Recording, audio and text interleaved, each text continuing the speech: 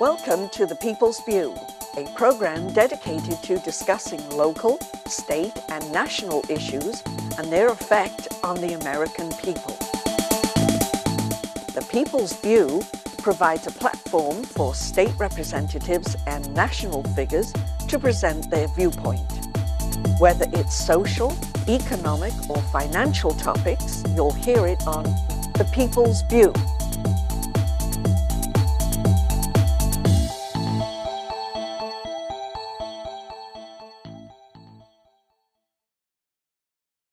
Hello, this is Carl Seidel, and welcome to The People's View. With my co-host, Peter Silva, we're going to interview the Senator Kelly Ayotte, our US Senator. Kelly, it's great to be with you, Carl and Pete. We're almost as good as the CNN guys and Fox and everything. She must be honored to be with us. That's right. Yeah. I am very honored to be right here in Nashua. You know, I love Nashua, and so I appreciate both of you, all the hard work that both of you have done over the years for our community. Well, thank you, but you know, you've done an amazing amount of work for a first-year person down there. You fell in like you're an old pro, and well, you know, really I think happy. we're all in this. We want to make sure we've got big issues: $17 trillion in debt.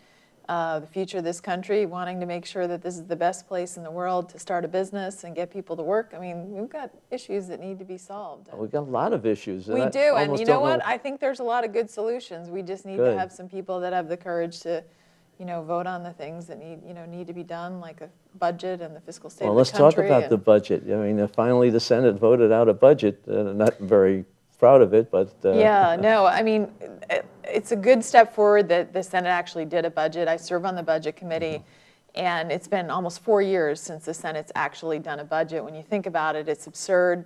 By law, both houses of Congress are supposed to report out a budget by mid-April, and this is the first time in roughly 4 years that the Senate's done it. So I was glad to go through that process. In fact, we finished it about 4:30 in the morning last Saturday, voting through the night. I will say, though, that the Senate, there was a House budget and then there's a Senate budget. And the Senate Democrats, the budget they put forward is $1 trillion in new tax increases on top of $600 billion already over the next 10 years from the tax increases from the fiscal cliff. That the president had pushed for. So I didn't support the budget, but I'm glad that we did do a budget. Now the process moves forward to reconcile the House version. We did get a vote on the House budget in the Senate. I supported it. It balances within 10 years.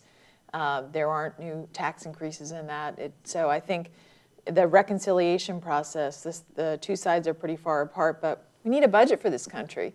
You know, if we don't prioritize spending, both of you worked in the state legislature, you know how important it is to have that fiscal blueprint for how you spend the people's money. Definitely. And so if we don't do that, we're never going to get the $17 trillion and reducing it and getting our country on the right fiscal track. Well, the Senate's budget isn't even balanced by itself. But it never balances. The Democrats' budget in the Senate never balances. I see. And has $1 trillion in new taxes. And you think about what that does to our economy. Do people we need even to get grow what our a trillion is? Like the letters you get, do people, like after a while, do they even understand what, like I can't comprehend $1 trillion. I mean, how do you, when they give you the examples of like if you stack dollar bills, how far? Let me put, I know it's so hard, but if we think about it this way, there's about 1.3 million people that live in New Hampshire. So, you know, if we gave everyone in New Hampshire not quite $1 million, but close to there, think about it that way. It's a lot of money. It's amazing. Think what you could do with that. So, I'll try it. Yeah, there you go. So it is a lot of money, but it's hard to get your hands around it because the numbers get so big. The budget, though, did have a couple of amendments that you put in it. It did. I brought an amendment. First of all, the way the law works in Congress is that Congress, unless it's disapproved, automatically each year the law says that we get a pay increase. Yeah. And so we have to actually disapprove our pay increase. So at the beginning of the year, the president proposed a whole host of pay increases. One of them was a pay increase for Congress. And I immediately introduced legislation to repeal it. And thankfully, in the recent continuing resolution, it was repealed for this year. But on the budget resolution, I introduced a further amendment that says that we shouldn't get a pay increase. Basically, my view is while we're running a deficit, and I will not accept one while we're running a deficit. I think it's irresponsible. And so my amendment got passed, so essentially my amendment wouldn't be a pay increase for 10 years for Congress because the budget that's been proposed, we're running even under the House budget, it doesn't balance till the 10th year. We're running deficits. And I just feel like members of Congress shouldn't be taking pay increases while the fiscal state of the country is what it is and we haven't balanced our budget. Do you think that the House would go along with that, or? I do, and I don't think that I don't think that there's a lot of support for a pay increase, and people understand that with the cuts that are being made, and some people are being furloughed. I mean, why would we take a pay increase? That'd be wrong, but also because we're running a deficit. So I would hope that it got support, bipartisan support in the Senate, and I think it would do the same in the House. Oh, that's good. You have more friends over there anyway. Yeah, that's true. Yeah. Well, I think you're on the Armed Forces Committee. I am. I serve on the Armed Services Committee, and the defense of this country is obviously really important. It's our #1 constitutional responsibility to keep the American people safe and secure, and obviously our men and women in uniform, making sure that we take care of them with the sacrifices that they've made. In fact, today I was in Manchester. One of the great honors I have as a senator is sometimes our veterans don't get medals that they've earned. Oh, really? So today I was able to give a World War II veteran medals that he earned during World War II. I mean, highly decorated. And it was so moving to be able to be there with his family, to be able to thank him. So serving on the Armed Services Committee, it's a great, important to me in making sure that our country's safe. Well, you were able to also address this one program that they wanted to include in the budget that wasn't worthwhile. Can you tell us something about that? mean, basically, I was fighting on the continuing resolution that we had, which what that is a short-term funding bill to fund the government through the end of this federal fiscal year in September. And but here's what proves what Ronald Reagan once said: there's nothing closer to eternal life than a government program, and this missile proves that. I call it the missile to nowhere. Yeah. But it's called the MEADS program. That's the acronym, short version for it. It was supposed to replace the Patriot missile program. It was way cost overrun. We spent $3 billion on it between 2004 and 2011. It never was producing the results. In other words, we never would get this missile that we thought we would get. And the Army finally said, we don't want it. And yet appropriators and the Senate Majority Leader blocked my vote on it, the continuing resolution, which would have cut $380 million for a missile the military doesn't want or need, or we're ever going to get a result from, of anything our troops can use. That's why I call it the missile to nowhere. And it would have transferred those funds to the Operation and Maintenance Fund for something our troops can use in light of sequestration. So those kinds of common sense things, I was blocked from having my vote on it because they knew I would win. And in fact, I brought it forward again on the budget resolution about 1 o'clock in the morning, and I got 94 votes for it. Oh. But the problem is that the budget resolution is non-binding, so this fight continues. And I don't think it's right for us to spend this $380 million for literally a missile to nowhere. The one that Carl has asked me for things, the thing that I think that you've done that's really stuck out with me is this Benghazi thing, because without your voice on it, can we expect anything to come out of it? I know you're not stopping on it, but it's really got me. Yeah, no, I think absolutely, Pete. This is what got me on this was sort of my history as a prosecutor, because it just did not seem right from the beginning, where you have 4 brave Americans, including our ambassador, that were murdered by a terrorist act, and the administration first story on it was, it was a spontaneous reaction to a hateful video protest, and that was never true. And so the more we pushed, the more we did get answers. So the answers we do have was because we've been pushing this, including that this was our highest leaders, including our Secretary of Defense, knew that this was a terrorist attack from the beginning, including the fact that the whole situation in Benghazi was a deteriorating security situation where our own ambassador asked for security and help. and did not get it, including the fact that there are still questions remaining, like the people that were there that did make it out, fortunately, having them come forward and giving them a safe opportunity where they're not punished within their organization to come forward and tell us what happened so we can learn the lessons to make sure this doesn't happen again. And the other thing that's been really troubling to me is we have the best military in the world. September 11th, you think about all the days in our country's history of heightened scrutiny, and we knew there was a very significant deteriorating security situation there, and yet during a 7-hour attack, the greatest military on earth couldn't get any help to those folks. So the answers we have gotten have been quite unsatisfactory. But the answers we haven't gotten, I still think, I had a meeting with some House leaders on this last week, and I think they're going to have further hearings on it to make sure, particularly the survivors can be heard from in a way. They're still working in these organizations. We have to protect them so that they're not punished in any way for coming forward and giving this information to Congress. And what drives me nuts, if it was the last administration, the mainstream media would be, they'd be camping. They would have their campers set up at the front of the White House. No, you're absolutely right. I think there's been a huge double standard with this, that this hasn't been pursued more vigorously by the mainstream media, because this really is a very significant event, and getting to the bottom of it, and think about the misrepresentations that were made from the beginning. Sure. I don't believe that, had Bush continued to be in office, that there wouldn't have been a complete scrutiny of this in a way that this has not been scrutinized. So I'm going to continue on it just because it's not a partisan issue for me. This is about, I think about when I worked as a prosecutor, as Attorney General, with victims, with crimes, and the truth and the facts are important to make sure you learn the lessons so that they don't happen again and people are protected. And that's what it's about for me. Well, that's one of the things that bothers me the most, is that what you're hearing is that the witnesses, the people that were there, as you said, aren't allowed to talk. Right, and I think it's important. I hope that we find an avenue for them to come forward and they're protected, because we don't want to put them in a situation in their organizations where they can be hurt in their employment. So we need to make sure that they're protected and safe. Well, so we need to hear their voices too, though. It's important. Absolutely. I mean, that's one big example, but you have some of those special ops people that are now retired, and now they're trying to talk, and I hear they're trying to be stopped too. Is that yeah, I think that some of that may be related to the bin Laden raid. I mean, that's one of the things that's been disappointing about all this.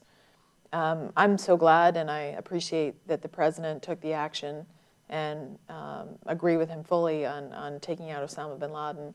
But we knew every single detail about that. Here we have, 4 Americans killed in a terrorist attack, and we have to fight to get any details about it. I think that's a double standard, and it's whatever happens, whether it's good or bad, we need the information to come forward to Congress and the American people. There's so many examples. I mean, you have all the things with the illegal aliens being released from jail. You're not getting all the facts, and you're getting out the initial facts are not correct facts, and things like that that are happening. What's happening with that gun problem that they try to hide? The Fast and Furious thing. That was. That information continues to be pushed by many in Congress, and it's important because, boy, talk about a botched situation where it's so horrible for that family, obviously. Really to have lost one of our brave men who is trying to protect our country in a situation where we're allowing these guns to go to Mexico and to be put in the hands of these gang members. It's just wrong, and so that's another one where the information has to come forward to make sure that we don't engage in these kinds of, that our government doesn't engage in these types of,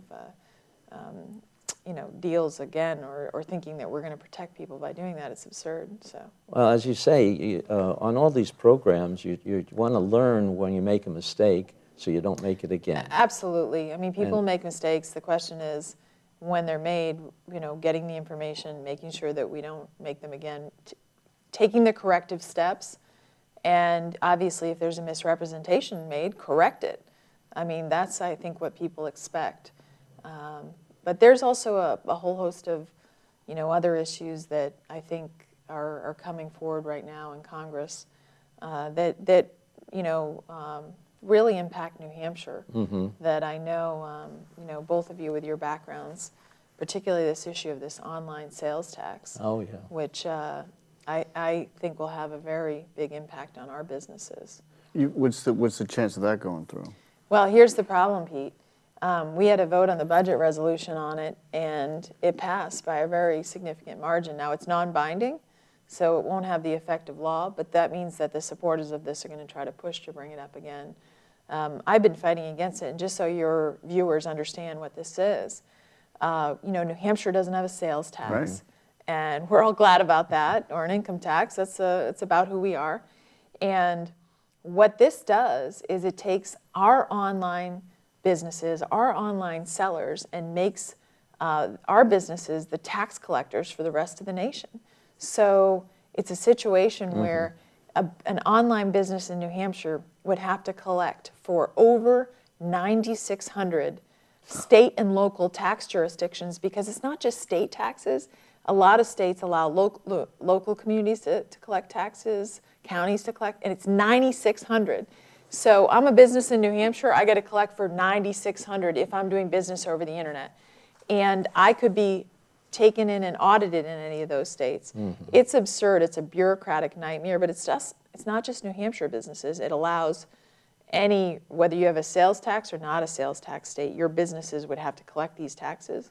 Since when did we allow states to outsource their tax collecting responsibilities to businesses? How are they going to monitor that? It's absurd. I don't know how they're going to monitor it. What it worries me is that, can you imagine our businesses, if I'm an internet business here and I sell something to someone in Illinois, and the Illinois Department of Revenue decides they're concerned about my transaction, I didn't report the right amount of tax to them, they haul me into court in Illinois?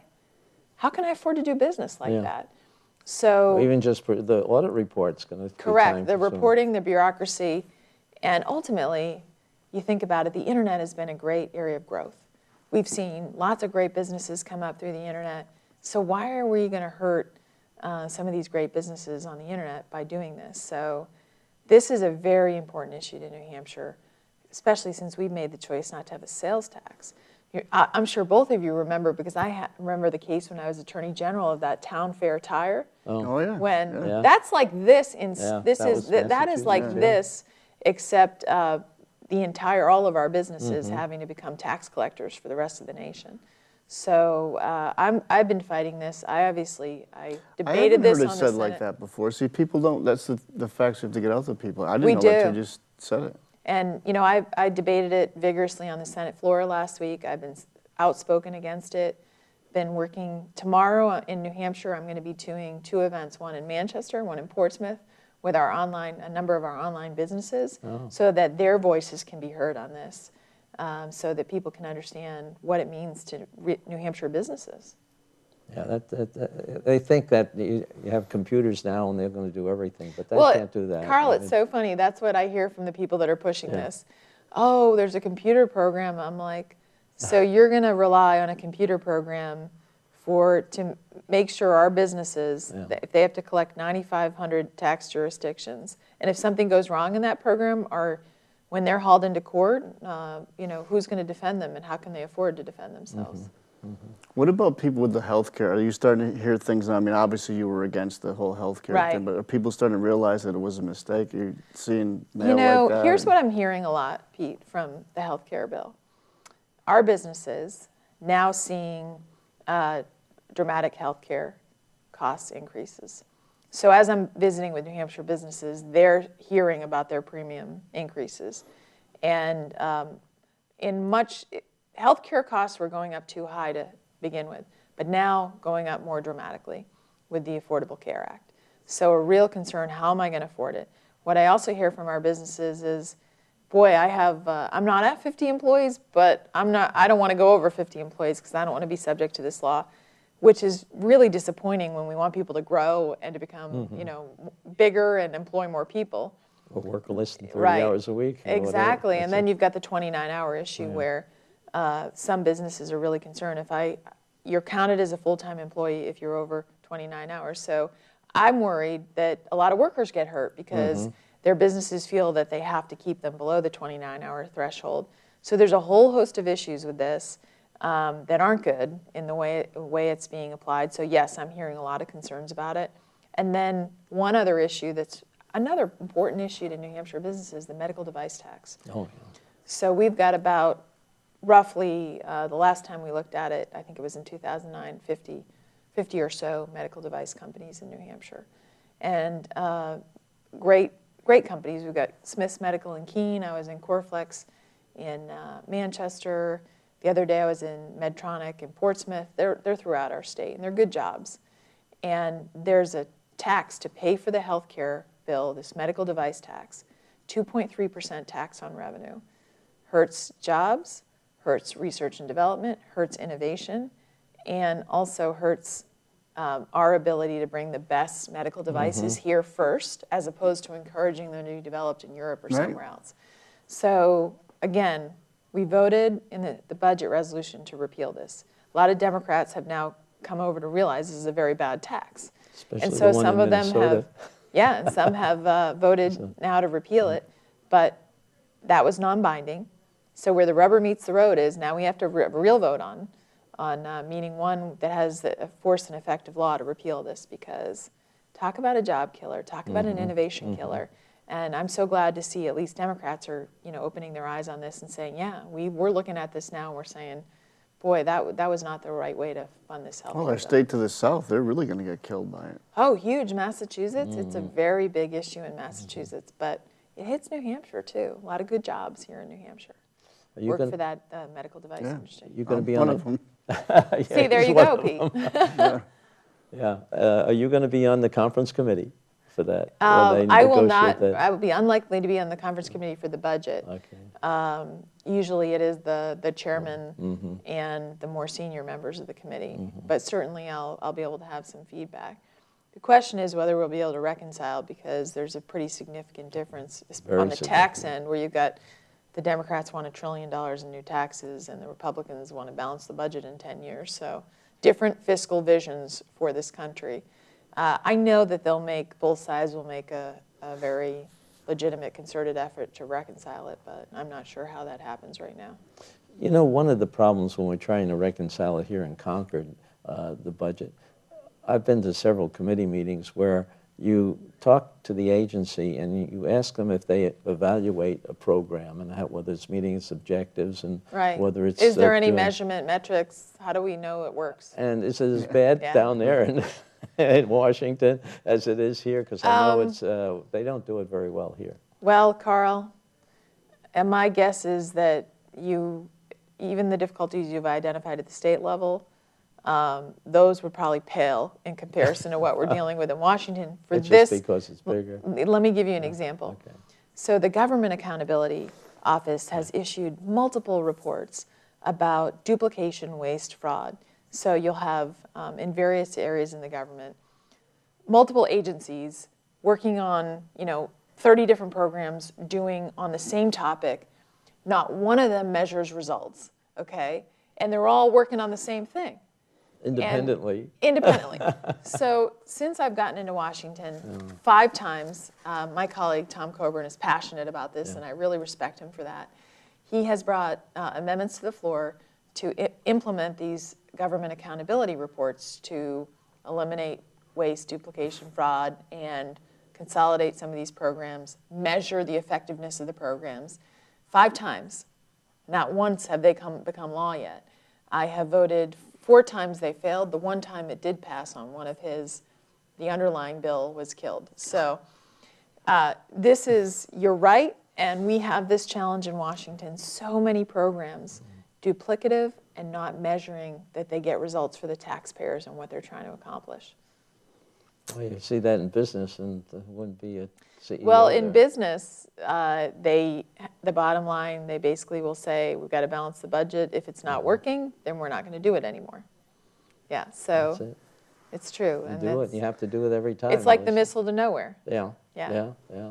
So what's the best way for our viewers who should they contact with some of these things? Is there a certain way to funnel their efforts to make sure people know they want to, what's bothering them, what they're paying attention to? Oh, absolutely. So I think the best way is through our website, ayotte.senate.gov.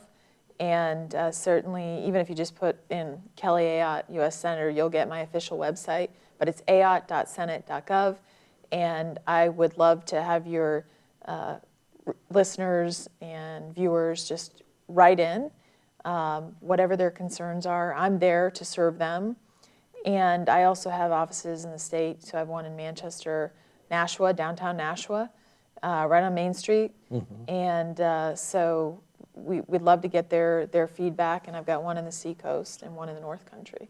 So you can come to one of our local offices and talk to a staff member, or just write in on the web and the internet, because their feedback, I serve them. I serve your viewers, and so I'd be happy to help them.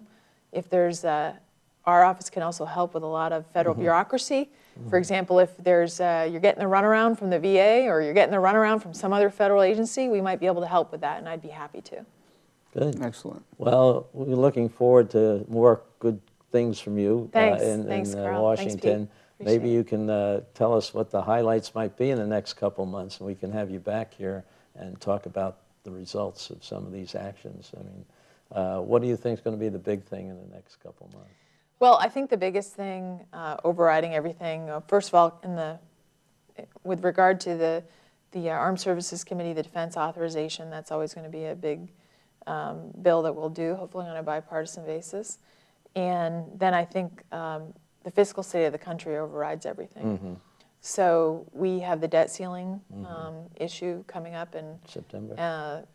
It could come up sooner in August. Oh. And the issue is, do we continue raising the nation's credit card without doing anything to deal with the underlying drivers of our debt?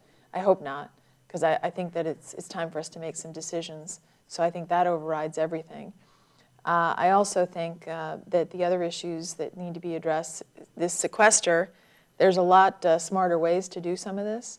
And there's already amendments that are being brought to the floor, some that have been blocked. I want to give you an example that impacts Nashua, the airport tower in Nashua.